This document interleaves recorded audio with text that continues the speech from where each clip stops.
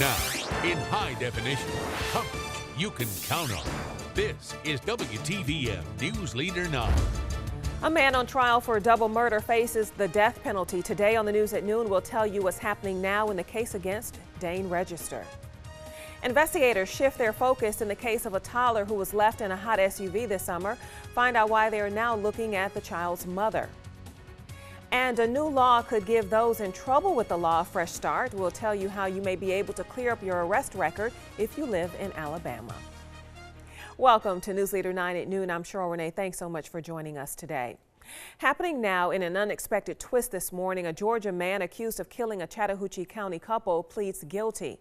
34-year-old Dane Register, who has maintained his innocence since the August 2011 killings, accepts a plea deal right before his trial was set to begin this morning. Authorities tell us Register strangled Edward Baker and stabbed and choked his wife Elaine Baker inside the couple's home, then set the home on fire. GBI investigators linked Register to the crime by DNA evidence. News Leader 9's Brittany Dion is inside the courtroom. She will join us with full details on his sentence later today on News Leader 9 starting at 5. Also in court today in Atlanta, a man sentenced to life in prison for a 2006 murder in Muskogee County. Stephen Rouse was convicted of the murder of 33-year-old Scotty Gillen, but now he is appealing that decision. Rouse claims he deserves a new trial because the judge made an improper statement during jury selection about where the crime was committed. The district attorney in the case says the judge's message about snitching was just a slip of the tongue and would not have misled the jury. More search warrants are being released today in the investigation into the death of a toddler who was left in his father's hot SUV for hours. The father, Justin Ross Harris, remains in a Georgia jail cell on murder charges. And now the investigation may be shifting to the boy's mother, who police say, along with her husband, searched child deaths on the internet. Nick Valencia has more. More search warrants were released this morning and may reveal new information about the death of 22-month-old Cooper Harris. The Cobb County magistrate tells CNN as many as 7 warrants could include more details about Justin Ross Harris, the boy's father, who sits in a Georgia jail charged with his son's murder. Over the weekend, Georgia homicide detectives continue their work. Leanna Harris, the baby's mother, also part of the investigation, according to police. It was just Thursday the public learned bizarre details about the case, like the internet searches on the father's work computer that included a visit to a web page devoted to exploring a child-free lifestyle, as well as a search for how to survive in prison. Evidence is showing us right now that he's got this whole second life that he's living with alternate personalities and alternate personas. Police said Harris sent lewd text messages while his son sat strapped in a car seat in the broiling Atlanta heat.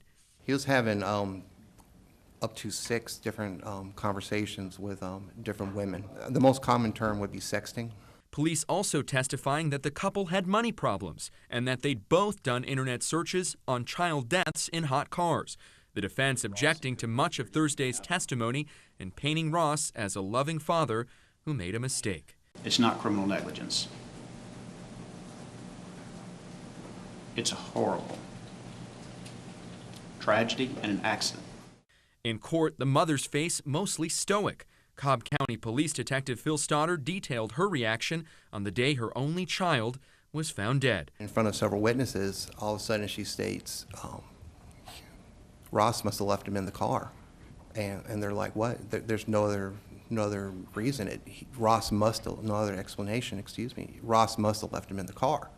And they try to console her, and they're like, no, there's 1,000 reasons. He could have taken him to lunch or something. We don't know yet. And she's like, no. Investigators say their work is far from over. Family and friends of the couple say judgment should be reserved until all of the facts surface. Last week, search warrants revealed that after Cooper's death, Justin Ross Harris spoke to family members about how to collect 2 insurance policies totaling $27,000.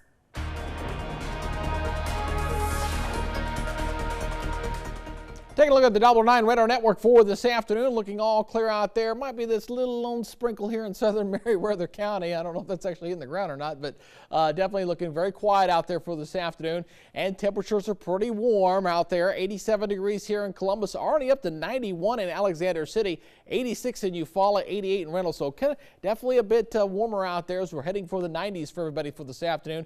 Looking at the heat indices, or the amount of moisture in the air, and it's not bad. I've seen it worse. Remember last week we were dealing with the lower in the mid 70s, so it's still a little bit uncomfortable out there. That'll make it feel a few degrees warmer, but not the oppressive heat that we were seeing just last week. Now looking right now at the satellite radar composite, seeing a few clouds out there, a couple isolated showers up near metro Atlanta. I couldn't rule out an isolated shower for this afternoon, but for the most part it will be dry for most locations. So the forecast for this afternoon topping out into the lower 90s and going for a high today of 93, then dropping off as we head toward the evening hours. Coming up a little bit later, we'll tell you about the increased rain threat we're expecting as we head into Wednesday and Thursday. Nonviolent offenders can have their slate wiped clean thanks to a new law in Alabama. The new legislation allows you to clear an arrest only for a nonviolent offense, but that's only if you weren't convicted. All you need to do is supply certain documents to the court that handled your case. The district attorney will then have 45 days to object to the request. If there's no objection, a judge can grant the request without a hearing. Happening today, the Muskogee County School Board is meeting hoping to fill some positions. The meeting is this evening at 5 and board members will be looking to fill 3 slots. Charmaine Derrick is on tap to be the principal of Eddy Middle School.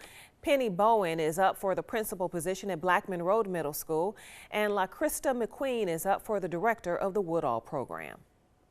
A group of bicyclists is hoping to wrap off their cross-country tour this week. The Ride Across USA team is trying to collect $30,000 to donate to Hope for the Warriors, an organization that helps veterans find jobs, health and wellness, as well as education.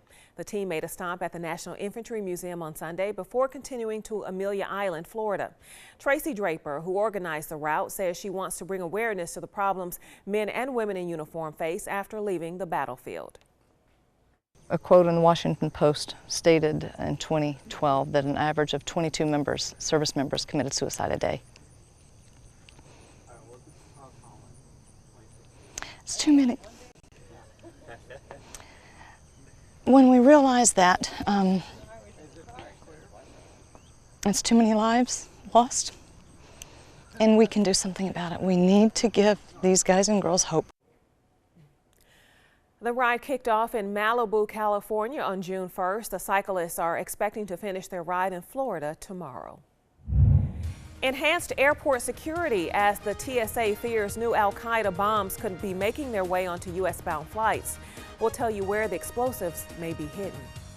Plus, suspects are arrested in the revenge death of a Palestinian teenager. Find out how that and the beating of his American cousin sparked more violence in Israel over the weekend. And temperatures out there a little steamy for this afternoon. How about the rest of that work week? We'll take a look at that forecast coming up right after the break.